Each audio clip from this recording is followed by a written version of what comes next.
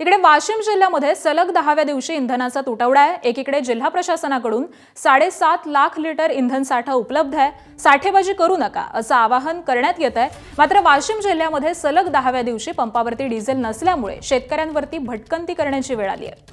आढावा घेतलाय आमचे प्रतिनिधी मनोज जयस्वाल यांनी।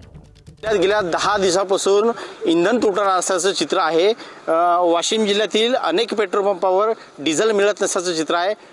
डिझेल नाही असे फलक लागल्याचं चित्र आहे।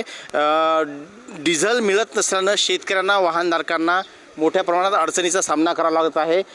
कॅनाच्या माध्यमातून असतील किंवा वाहनाच्या माध्यमातून असतील, या न त्या पेट्रोल पंपावर फिरण्याची वेळ या वाहनधारकांना आणि शेतकऱ्यांना आल्याचं चित्र आहे।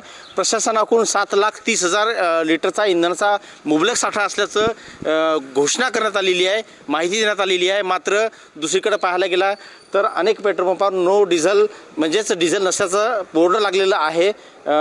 एकीकडे पाहायला गेलं तर प्रशासन साठेबाजी करू नका असं माध्यमांना सांगलं गेलेलं आहे।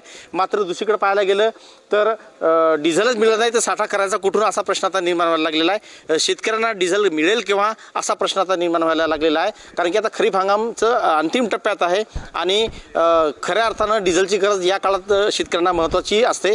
मात्र डिझेल मिळत असल्याने शेतकऱ्यांना मोठ्या अडचणीचा सामना करावा लागत आहे। मनोज जयस्वाल, ABP माझा, वाशिम।